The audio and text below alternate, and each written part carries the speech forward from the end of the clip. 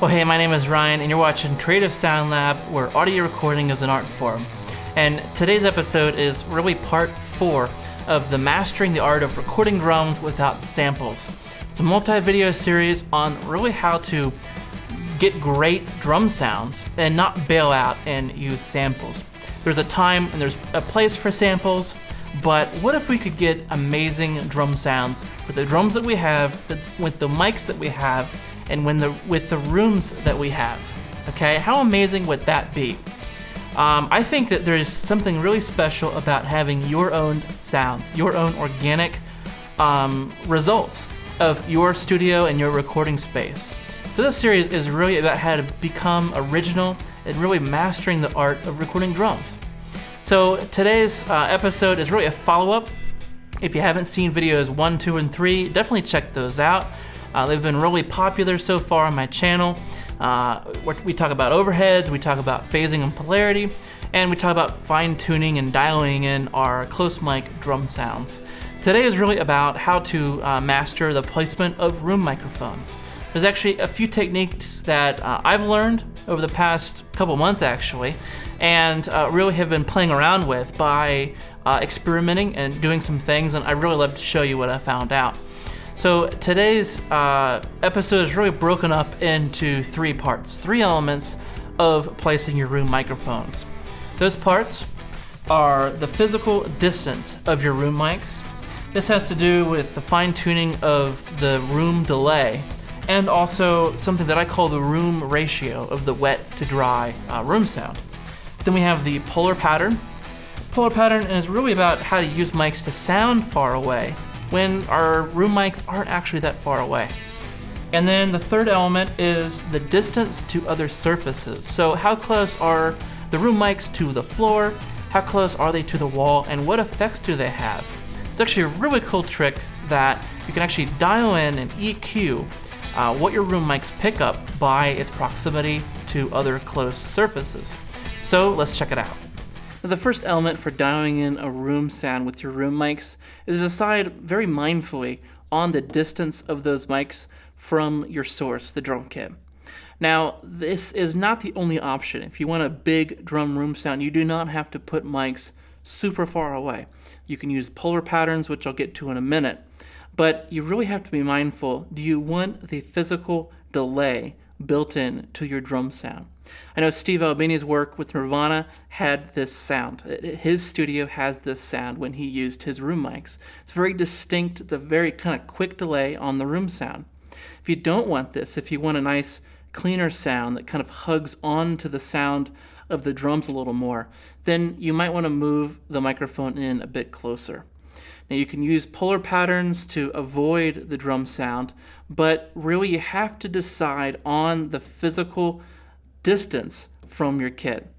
Now another thing that's happening here is that as you're moving away from the source, let's call this 10 feet, then this distance here is also creating a ratio of the direct sound to the indirect sound that actually comes in and bounces off this wall and into the mic.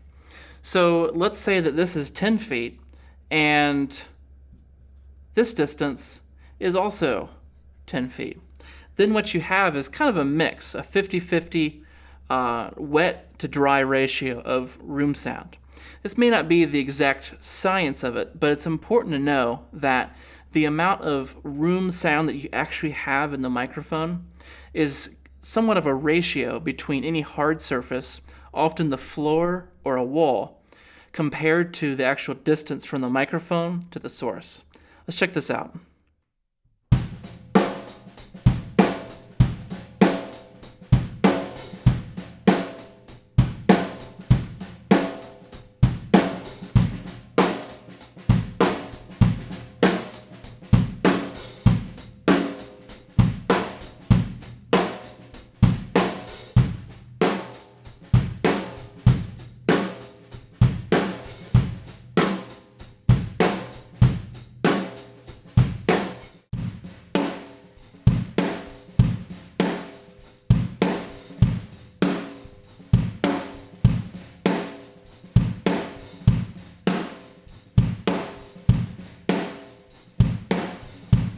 One trick to do when you don't want the physical delay happening, but you want a lot of, like a high ratio of indirect sound, is to actually move the microphone in and have it real close to the drum kit, but then have a barrier here.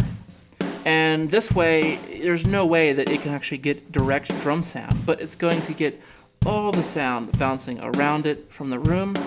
You don't have that physical delay, but you have a nice long distance that the sound has to reach around in order to reach that microphone, giving you a really full and lush room sound. Another great way of getting a great room sound out of a microphone is to use the polar pattern of the microphone. This could be used with about any microphone as long as it's not omnidirectional. So let's say that you have just a regular old SM57. Well, you can totally do this trick. All you have to do is place a SM57 about 5 feet away from the drum kit and just face it outward. Okay? So you're actually aiming the knoll of the microphone towards the drum kit. And by aiming microphones outward, we're actually getting the effect of distance, but we're not actually that far away. Therefore, we're not getting a physical delay. We're getting a nice tight sound. We can always add some delay if we need to, but we're getting a nice tight sound without any of the delay artifacts and stuff, and we're not getting the actual drum sound. Another way to do this is to use a figure 8 microphone. And so instead of pointing it outward, we just point it to the side. And this microphone looks like this. So without actually having physical distance, we're actually able to simulate as if the microphone were really far away. So with the figure 8 microphone, anything on the sides of the microphone is actually going to be minimized. This is creating the effect of being a lot further away from the drum kit than we actually are. Let's check it out.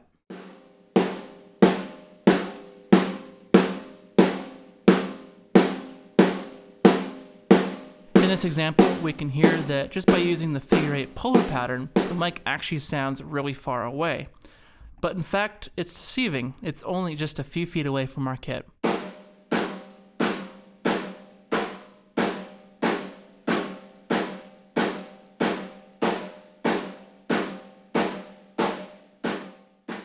Okay, so the third element of dialing in a room microphone is really to be mindful of the height of the microphone to other reflective surfaces. You know, a lot of engineers, they say, well, I want to put room microphones up high in the air. It's like this psychological thing. I've done that a lot myself. You know, some say that you get a little more cymbals that way. If you put them down lower, you know, say like waist level or knee level, you get a little bit more of the snare sound coming in from the underside of the snare. But here's kind of the concept here is that as sound goes outward to this microphone, let's say it's a distance of 5 feet. There's also sound that bounces around other places. So there's going to be sound that kind of hits the ground first and then goes up. And just for easy math, let's say that's actually 7 feet of a distance. Well, when these two waves, even though they're the same thing, they match up, they're actually going to be fighting with one another. They're going to be canceling certain frequencies out based on how these numbers either add up or don't add up. And so one way to kind of fix this is to take this number out. You know, what if we just could get rid of this? And so it's this extra part over here, this reflecting back part, we need to get rid of. So we can actually lower the microphone all the way down to the ground. And what this means is that instead of the microphone coming down first, it's actually able to go straight there, you see. And if it hits the ground, it's minimal. It's, you know, maybe 3 inches off the ground, even an inch. There's even PZM microphones that are based on this principle. So the idea here, here's a question, okay, is what if we could actually tune these mics to actually be adjustable based on the height that we have them from a reflective surface, like a ground or a wall. So as we raise this mic up, it's actually going to be canceling out. It'll be getting a little bit more reflection that way. and this might be, let's say, a 6 feet instead of 5 feet, it's actually going to be affecting the frequencies of real high stuff like cymbals. As this reflection distance greatens, right? Say we raise the mic up even more and even more, then we're going to see lower frequencies being phased out.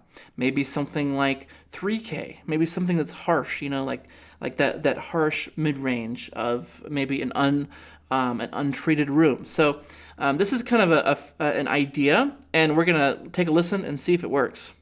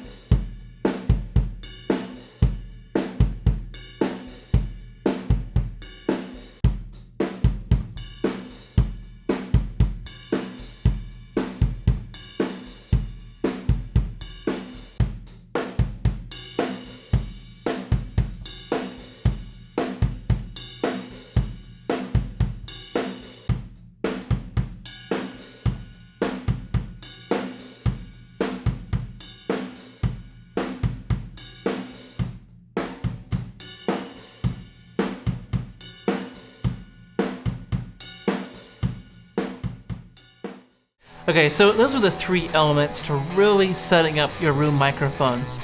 And, setting up a room mic is really kind of easy if you have a great room. It really can be kind of difficult if your room is a little rough.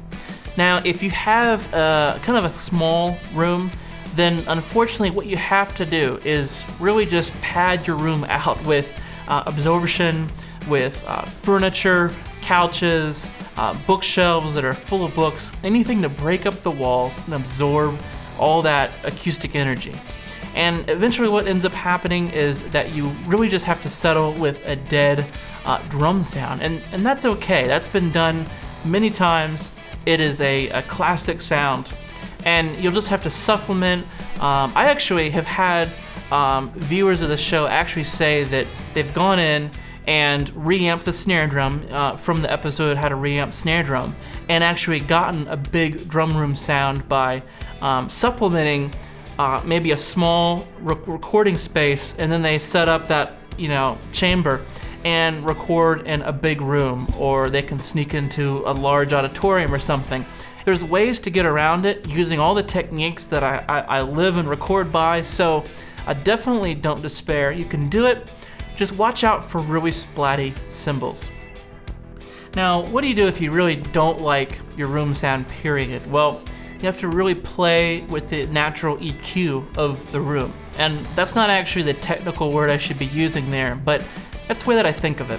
I think of it as, well, how much high-end absorption, how much carpet is in the room, how much mid-range absorption is in the room, how many, couches and thicker things are hanging out in the room. And then do you have anything in the corners of the room? Is there any low-end absorption? So you have to kind of vary it up. If you're having too much low mids, then try adding something. You may have to build some panels. Check out that episode as well. You may have to space them out from the wall or space them from the ceiling. A lot of times is what I'll do. Space them 1.5 feet down if it's an 8 foot high room. Try to get it as close to about 25% of the room height as you can go. As long as you don't hit your head on the thing, but just really try to shape the room using absorption to really control the way that your room sounds. So once again, the 3 elements to really placing mics in a room, provided that it's a good sounding room, okay, is physical distance. We're using that to control the actual delay from the kit. And we're also creating a ratio of the direct sound to the indirect sound just by the distance of the mic to the drum kit and the distance of the mic to the wall. Then the second thing is the polar pattern. So we can shift it into figure 8 mode, point the side of the mic at the kit, and point the mic off to the sides, and it sounds like we're 30 feet away when we're actually only 5 feet away from the kit. And the third thing is distances to other surfaces. So we can really play a lot with, lowering the mic a foot from the ground or maybe 6 inches from the ground. Just listen and see how it affects the high end. So I really hope you got a lot out of this. You can download a PDF of this and also everything else that I've created in my free downloadable library. Just follow the link on the screen or in the description below. I'll see you next week. Yeah.